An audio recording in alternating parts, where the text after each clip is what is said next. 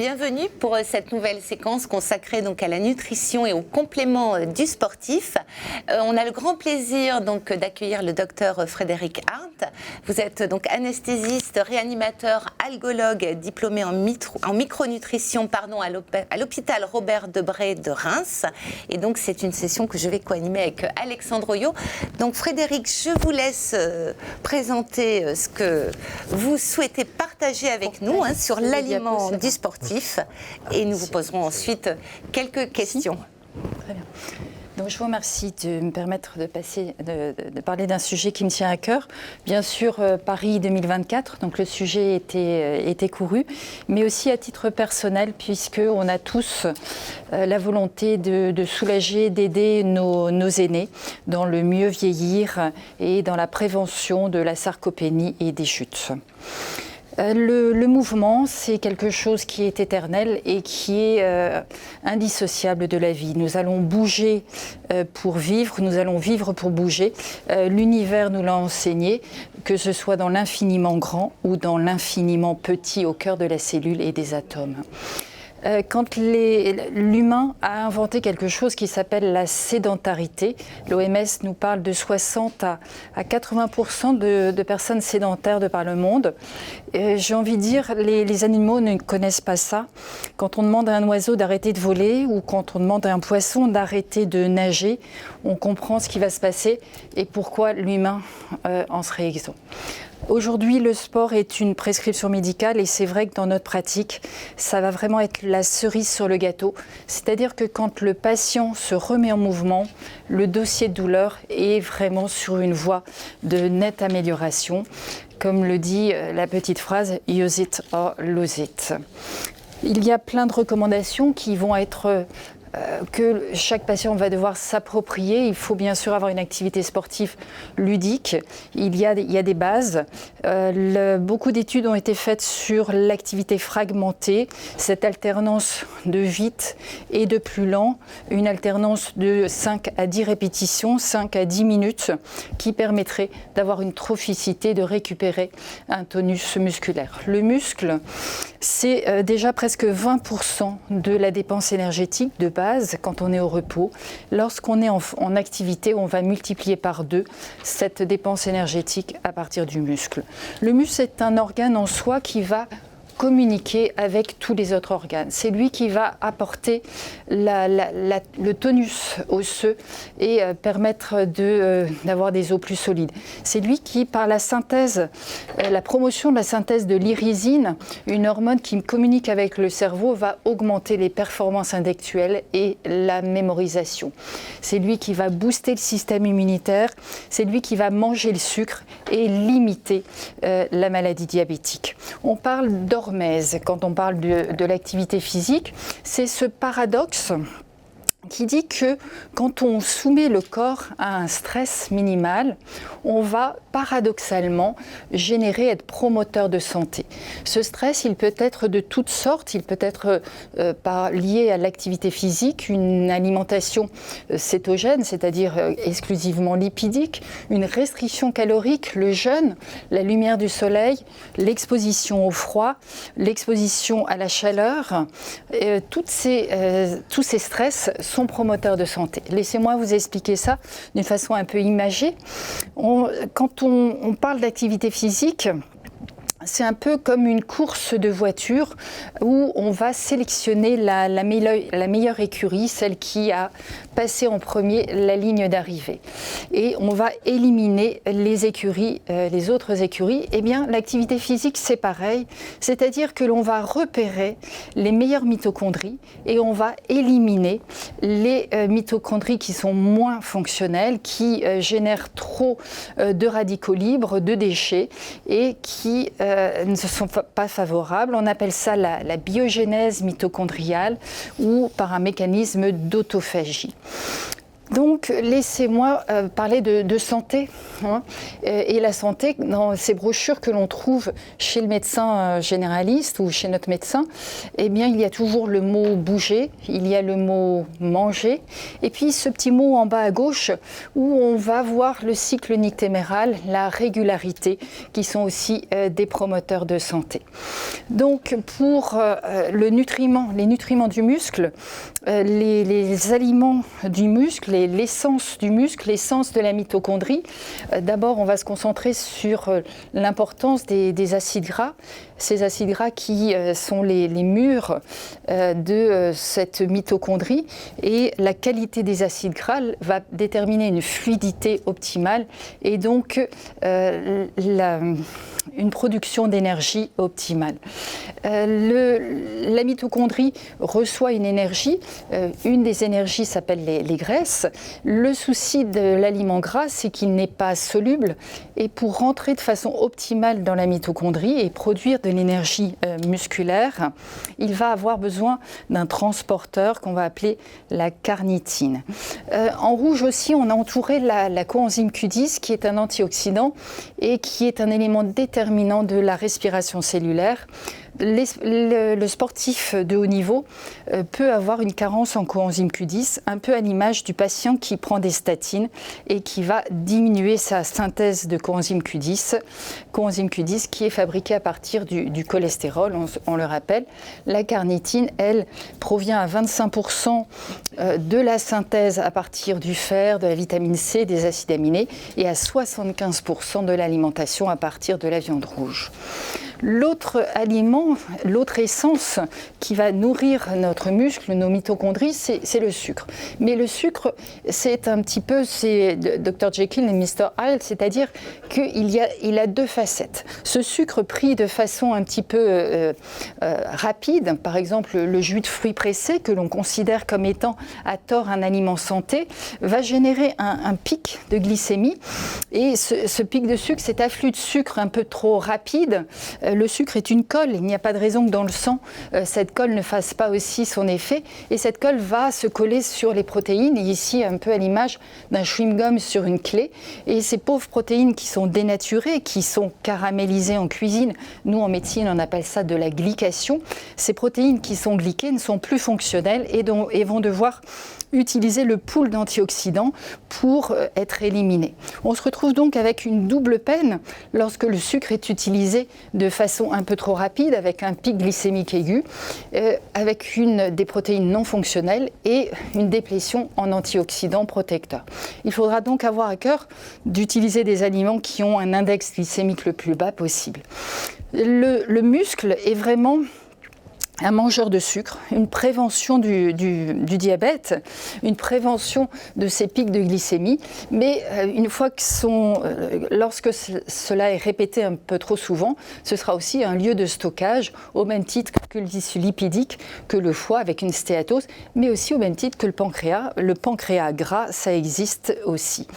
Le sucre est donc à éviter en dehors de l'effort physique chez le patient sédentaire. Par contre, pendant l'effort physique, le sucre est vraiment à promouvoir. Il ne faut pas d'hypoglycémie pendant l'activité physique. Cette hypoglycémie va générer un stress, un pic d'interleukine 6 et va aussi être générateur d'une carence en coenzyme Q10. Et donc, si on a envie de se faire plaisir, de manger une glace, eh bien, il ne faut pas prendre le métro, il faut marcher dans Paris.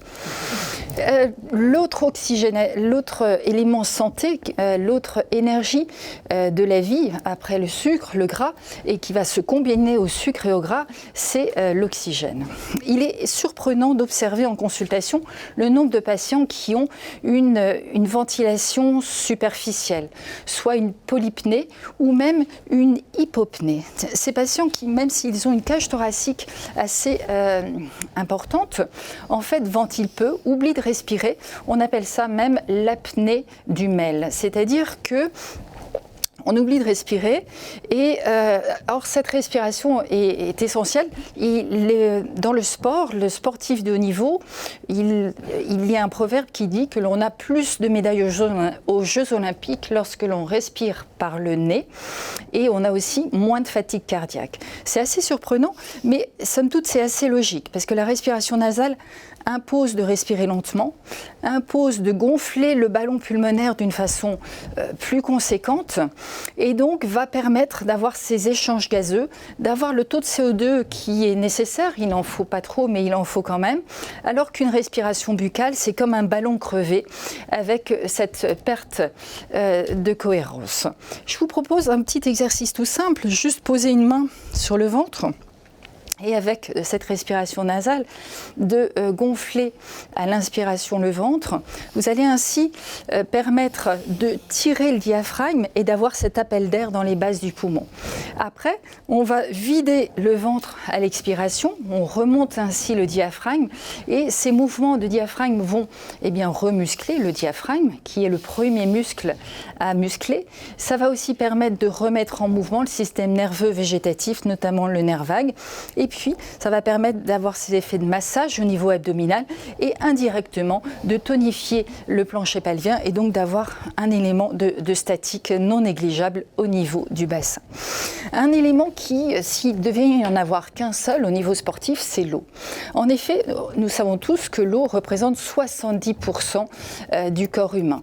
Et alors, beaucoup de patients nous disent « Ah, j'oublie de boire, je ne bois pas parce que j'attends d'avoir soif pour boire, ou alors j'ai peur d'avoir un inconfort ou de ne pas trouver le moyen d'aller aux toilettes pendant les courses. Il faut comprendre qu'une cellule, c'est en fait comme une piscine dans laquelle flotte un petit organisme, là, ce petit haricot rouge qu'on connaît si bien, la mitochondrie, le noyau. Le corps humain est fait de 10 000 milliards de cellules. Toutes ces cellules communiquent par des canaux aqueux qui sont les vaisseaux, les tissus lymphatiques, les tissus muqueux. Et donc, imaginons que le patient déshydraté se retrouve avec l'impossibilité de communiquer puisque les bateaux ne peuvent plus aller d'une cellule à une autre. Donc comment savoir si l'on est bien hydraté ? Eh bien, ça sera la couleur des urines qui, hormis le matin où les urines sont un petit peu plus foncées, durant la journée, les urines doivent être bien claires. En effet, le sportif a bien cette connaissance puisque on dit souvent dans le monde du sport que 2% de déshydratation, c'est 20% de performance en moins et je pense que beaucoup de nos patients fatigués aimeraient avoir 20% de fatigue en moins. Donc on a parlé du gras, on a parlé des protéines, on a parlé de l'oxygène et maintenant parlons on a parlé du gras, du sucre, de l'oxygène, parlons maintenant des protéines qui sont aussi une source d'énergie quand on a un peu épuisé les autres et qui sont surtout la source de la structure du muscle. Donc le muscle, pour qu'il soit de bonne qualité, il faut avoir une synthèse protéique et on voit que cette synthèse protéique est le lieu d'une régulation assez fine. On peut déjà agir de façon simple en veillant à avoir un taux de vitamine D qui soit correct. Il y a des récepteurs à la vitamine D. En ayant un taux d'insuline et une absence de résistance à l'insuline, en gérant nos pics de glycémie comme on l'a vu, et en ayant une activité physique. Le muscle, il y a plusieurs fibres musculaires. Il y a des fibres rouges, riches en fer, en myoglobine. Ces fibres rouges sont des fibres lentes qui vont permettre d'avoir un effort physique sur le long cours, par exemple le marathonien. Et il y a les fibres blanches qui ne dépendent pas de l'oxygène, qui sont ces fibres musculaires qui vont me permettre de me lever, d'avoir un effort physique rapide, court, mais pas prolongé dans le temps. Donc ici entouré en rouge, on voit cette créatine qui va être utilisée comme un promoteur qui va fournir de l'ATP pour démarrer un effort. Pour démarrer l'effort, on peut aussi utiliser le sucre sans oxygène et ainsi produire du lactate qui va être recyclé au niveau du foie. Mais par contre, si l'on veut avoir un effort prolongé dans le temps, eh bien on va utiliser, comme on l'a dit avant, le sucre, le gras, voire les protéines combinées à l'oxygène. Donc à gauche, la créatine, au centre le glycogène avec cette production de lactate, qui sont toutes les deux des énergies qu'on peut utiliser pour démarrer un effort, qui ne dépendent pas de l'oxygène, mais qui sont des énergies d'usage court. Et sur la droite, l'énergie qui a besoin d'oxygène, d'une mitochondrie efficace et qui offre une énergie plus longue dans le temps. En vert et en bleu, c'est cette créatine, le lactate et la glycolyse aérobie, la lipolyse, qui dépend de l'oxygène. Donc en haut à gauche, on voit que le sprinter utilise une énergie sans forcément avoir besoin d'oxygène. En bas à droite, on voit que l'ultramarathonien, il va utiliser une énergie, il va avoir besoin d'une mitochondrie bien fonctionnelle, d'avoir un apport en oxygène optimal. Il utilise le sucre, le gras, et comme il est à bout de toutes ses ressources, il va même faire fondre ses muscles. Il va utiliser ses acides aminés pour avoir de l'énergie. La créatine est fabriquée à partir de 3 acides aminés. Le lactate, il va être recyclé au niveau du foie pour reproduire du sucre.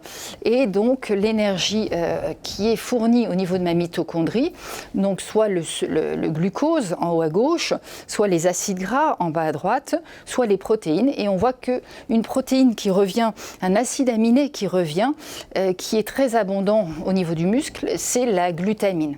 Si on devait prendre un seul acide aminé, ce serait peut-être celui-là parce qu'il est conditionnellement essentiel. C'est-à-dire qu'il est, on peut le fabriquer, mais il est tellement utilisé par tellement d'organes que très vite, quand on a une activité sportive un peu soutenue, eh bien on en aura besoin au niveau du muscle, mais comme on en a aussi besoin au niveau des défenses immunitaires, des lymphocytes, et on en a besoin au niveau de la muqueuse digestive pour réparer cette muqueuse digestive, eh bien on risque d'en manquer, et donc oui, la glutamine est intéressante. Dans la CMT, on trouve beaucoup d'articles. Il y en avait un qui m'avait été transmis sur l'inosine, et on voit qu'elle est un petit peu au carrefour de la glutamine, du glucose et de cette leucine.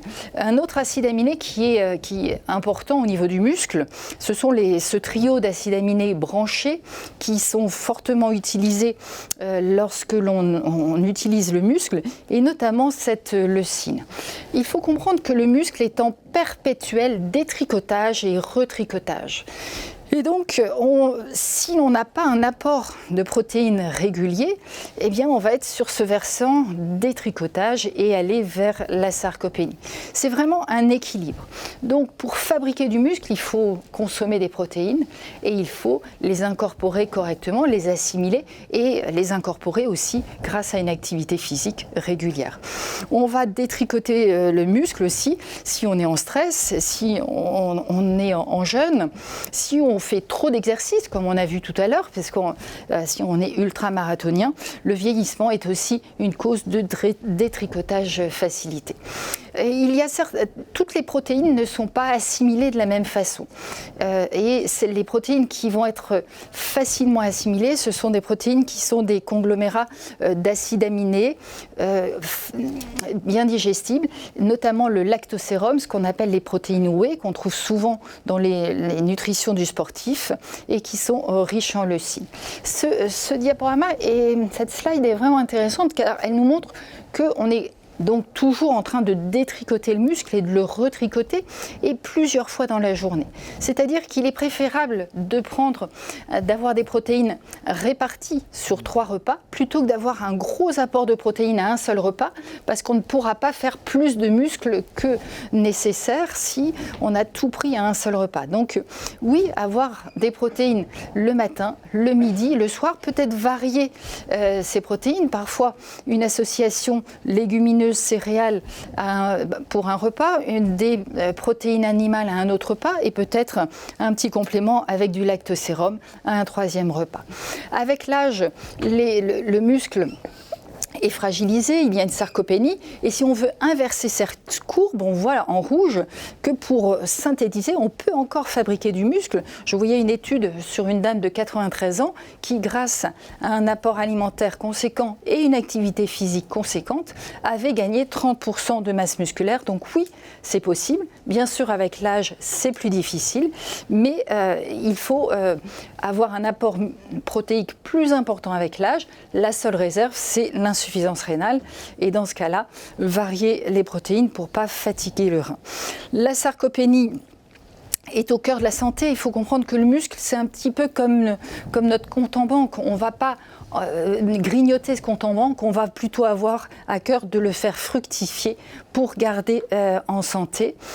Et cette slide est intéressante parce qu'elle nous montre que même si on a un apport de protéines suffisant, le muscle est le dernier à être servi. C'est-à-dire que le tube digestif va se servir en premier, que le foie va se servir en deuxième. Donc si j'ai une maladie exsudative digestive, eh bien j'ai perdu des protéines à cet endroit-là. Si j'ai une pathologie inflammatoire, le foie fabrique beaucoup de protéines anti-inflammatoires et donc le pauvre muscle, même si c'est lui qui nécessite le plus d'apport en protéines, eh bien il sera déplété. Donc l'absorption digestive est un élément clé de cette synthèse protéique pour le muscle. Or, c'est aussi un lieu de fragilité extrême. On sait que la muqueuse digestive est toute fine, c'est une seule couche de cellules, c'est les entérocytes, et qu'elles sont soumises au stress. Le premier stress, ça va être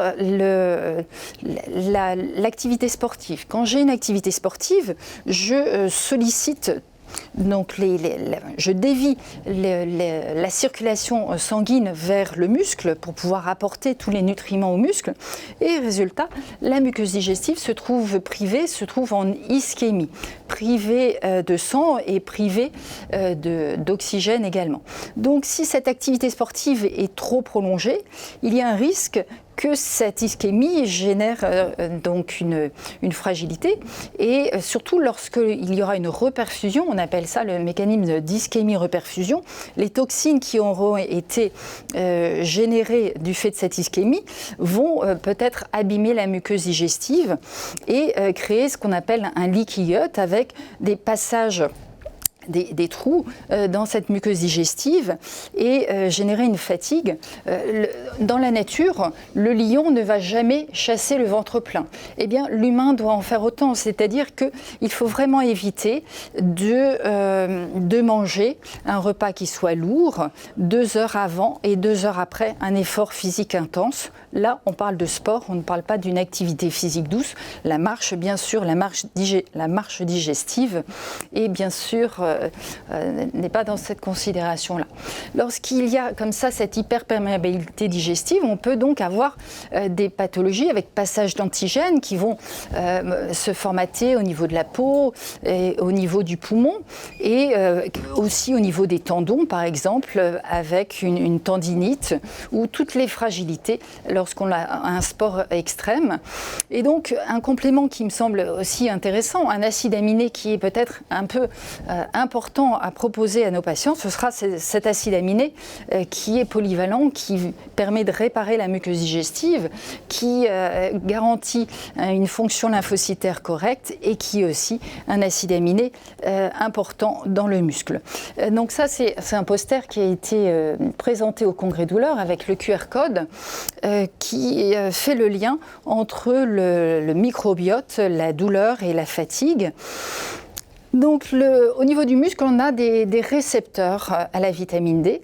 Donc, la vitamine D est un élément qui est facile à doser, facile à corriger lorsqu'il est en carence et il est dommage de s'en priver, les études foisonnent.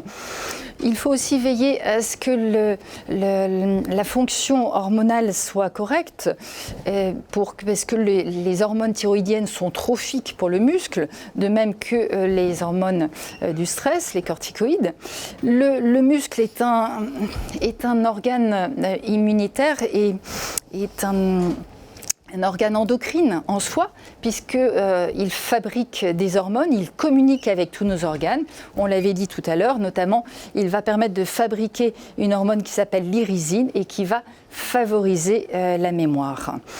Le rythme, tout à l'heure, sur cette petite brochure santé, on avait vu en bas à gauche ce petit dessin avec le rythme jour-nuit. Ce rythme jour-nuit est essentiel. En effet, nos grands-mères nous ont toujours dit que les heures avant minuit comptent double. Et en effet, ces heures de sommeil gagnées avant minuit vont permettre d'avoir une sécrétion de GH, l'hormone de croissance, l'hormone qui permet d'avoir un muscle muscles en bonne santé, de bonne qualité. Ça va permettre une mémorisation et une croissance aussi de l'enfant. Au niveau des oligoéléments, il y en a un qui est important, celui qui permet d'avoir une fonction NAK ATPase correcte, qui permet d'avoir c'est le flux au niveau du nerf qui soit optimal. Ce magnésium qui va être déplété. Lorsqu'on est en stress, on va avoir une fuite de magnésium. Les crampes musculaires sont souvent liées à la carence en magnésium. Quand on parle d'activité physique, il faut aussi parler du repos. Les phases de repos sont tout aussi importantes que les phases d'entraînement, surtout si l'entraînement est un peu massif, puisque cet entraînement extrême peut être délétère et on retrouve un petit peu toutes les recommandations que l'on vient de prodiguer. Je vous remercie.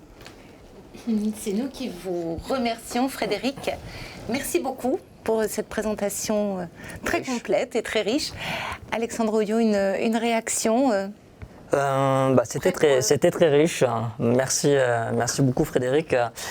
Si je résume, parce qu'on a abordé quand même beaucoup de choses là, vous avez abordé beaucoup de choses. Pour faire du sport, une activité physique adaptée, il faut bien nourrir son muscle. Manger des protéines, bien s'hydrater, il y avait tout ça. Beaucoup de messages, une bonne respiration, une bonne hydratation, etc. Enfin, une vie saine en fait, en quelque sorte. Mais concrètement, qu'est-ce qu'on mange? Est-ce qu'il y a un livre de recettes en cours, quelque chose? Alors, mon petit papa, parce qu'avec l'âge, la sarcopénie guette tous nos aînés. Mon petit papa, le matin, je lui dis de prendre un peu de protéines du lactosérum parce que c'est des acides aminés. Il a une fonction rénale un tout petit peu limite. Donc j'ai à cœur de ne pas lui faire manger de la viande à chaque repas. Oui. Et ensuite, le midi, je lui dis de manger de la viande rouge. Oui. Et le soir, je lui dis plutôt de faire une association de légumineuses et de céréales pour avoir des protéines végétales. Ainsi, le rein est quand même préservé. On a cet apport de protéines en charge, c'est-à-dire qu'il faut avoir conscience qu'on doit apporter toutes les acides aminés au cours d'un seul repas si on veut déclencher la synthèse protéique musculaire. Donc cette leucine, on la trouvera moins dans les protéines végétales, céréales, on va vraiment surtout la trouver dans les protéines animales et dans le lactosérum. Mais voilà, on a quand même tous les acides aminés à 3 repas et on va favoriser. Bien sûr, je lui demande de marcher. La marche idéale, c'est cette marche nordique qui permet de faire fonctionner les muscles supérieurs, de faire les muscles inférieurs, de garder un équilibre. Et donc voilà, avec des conseils simples, mais d'avoir vraiment conscience qu'il faut augmenter l'apport en protéines avec l'âge. Et ça, c'est souvent un peu nié. Bien sûr, il faut des antioxydants qu'on va trouver dans les crudités, dans les fruits frais. Et si on doit prendre un complément, eh bien peut-être la glutamine, qui est un acide aminé, qui est assez neutre et qui assure une cicatrisation de la muqueuse digestive et une fonction lymphocytaire correcte. Merci beaucoup. Moi, j'ai noté aussi le jus de fruits pressé, donc c'est pas terrible, parce que moi, je pensais que c'était... J'y tenais. Je pensais que c'était les jus qu'on achetait dans les supermarchés, mais non, voilà. Donc même une orange pressée, c'est pas terrible. Alors l'orange pressée, oui, dans le sport. C'est comme la glace, quoi, mais pendant pas le sport. Au petit déjeuner. Voilà. Mais le jus de fruits pressé, c'est aussi mauvais qu'un coca. Oula. Voilà, je suis désolée. C'est-à-dire que quand on fait un jus de fruits pressé, on va pas presser une orange, on va presser 2, 3, 4 oranges. Donc on a le sucre de 3 fruits, on n'a plus les fibres. Alors les patients me disent mais si, il y a la pulpe. Non, non, le sucre n'est plus prisonnier. Et donc on a vraiment ce pic glycémique et cet effet colle qui ne va pas pouvoir rentrer tout de suite dans la cellule, sauf si je suis en train de faire du sport, en quel cas comme j'ai besoin de plus d'énergie. Et c'est vraiment intéressant de voir cette dualité du sucre qui, oui, doit être pris pendant l'effort. Non, pas de sucre massif en dehors de l'effort. Très bien. Vous avez parlé des protéines aussi, de la viande rouge. La viande rouge, il faut en manger tous les jours? Oui, c'est vrai, vous avez raison. Puisque généralement on dit que la viande rouge, c'est quand même c'est une fois par semaine ou deux fois par semaine. La viande rouge, c'est là-dedans qu'on va trouver la créatine. Ouais. C'est dans la viande rouge qu'on va trouver la carnitine. La carnitine peut être synthétisée. On est étonné de voir parfois des patients végétariens qui ont un taux de carnitine normal. Hein, on fabrique sa carnitine. Par contre, pour fabriquer la carnitine, qui est fabriquée à partir d'acides aminés, de fer et de vitamine C. Donc, oui, mangez des crudités, mangez des fruits frais entiers. N'ayez pas de carence en fer. Donc, les femmes en période d'activité génitale, il faut être vigilant et avoir un apport d'acides aminés. Après, oui, la viande rouge, tous les jours, c'est vrai que j'avoue que c'est compliqué de donner ce message-là. C'est pas dans l'air du temps. Non, c'est pas dans l'air du temps. Donc, voilà, je veux dire à papa de manger une viande par jour, mais pas forcément une viande rouge tous les jours. Mais veiller à ce qu'il n'ait pas de carence en fer et que la viande apporte tous les acides aminés, donc il n'y a pas de souci. Hein. Et beaucoup de sportifs veulent prendre de la créatine, bon, pourquoi pas, mais c'est vraiment cette énergie qui permet de démarrer l'effort. Mais si je devais faire un choix, moi j'irais plus vers des protéines whey ou des protéines du lactosérum ou de la glutamine ou les deux. Alors j'ai une question sur ce sujet, c'est quoi le lactosérum? Cela correspond à quel aliment? C'est la protéine de petit lait et c'est ce qu'on trouve beaucoup en complément alimentaire du sportif. C'est ce qu'on appelle les whey protéines, W-H-E-Y sur la dernière diapo. Donc, une autre question, quelle quantité de glutamine prendre pour un adolescent? Alors, les gélules sont souvent dosées à 500 mg. Après, on peut aller jusqu'à... ou alors, on peut le prendre en poudre avec des petites cuillères mesure. La forme cuillère mesure est très... n'est pas gênante parce qu'on ne peut pas prendre trop de glutamine. C'est pas... Donc, on peut aller chez le sportif vraiment de haut niveau, on va jusqu'à 5 grammes, donc c'est vraiment énorme. On peut aller donc donc 2 gélules de 500 mg avant ou après les repas, c'est très correct. Mais généralement, on va mettre une gélule avant chaque repas aux patients. Une question, comment maintenir la santé musculaire malgré la déficience nerveuse? Oui. Bien sûr, on respecte tout ce que vous avez dit, mais est-ce que c'est suffisant? Est-ce que vous avez des petits conseils supplémentaires? Mais déjà, il ne faut pas perdre son capital, il ne faut pas empiéter sur son compte en banque. Il faut le faire fructifier au maximum. C'est-à-dire que, oui, je vais être vigilant sur cet apport, ces pics de sucre. Oui, je vais être vigilant sur une carence en vitamine D qui ne doit pas être là. Oui, je vais être vigilant sur un rythme nictéméral, sur une gestion du stress, sur une oxygénation optimale. Moi, mon petit papa, décidément, il a des crampes la nuit et il me dit qu'il dort bien. Non, on ne peut pas se réveiller toutes les 2 heures en dormant bien. Donc, voilà, il respire par la bouche la nuit. Donc, voilà, on a fait ce qu'il fallait pour respirer par le nez. Et il y a beaucoup moins de crampes. Et donc, la fonction musculaire est optimisée. Hein, donc, c'est déjà pas perdre son capital et pour le faire fructifier. Bien sûr que quand le nerf fonctionne moins bien, mais le garder en fonction, c'est le meilleur moyen de le garder. Et quand on voit qu'une dame de 93 ans, avec une alimentation adaptée à un programme sportif bien conséquent, peut gagner 30% de masse musculaire, ça impose le respect quand même. Absolument. Merci beaucoup. Merci, docteur Frédéric Arndt. On vous retrouve, bien sûr, pour notre table ronde.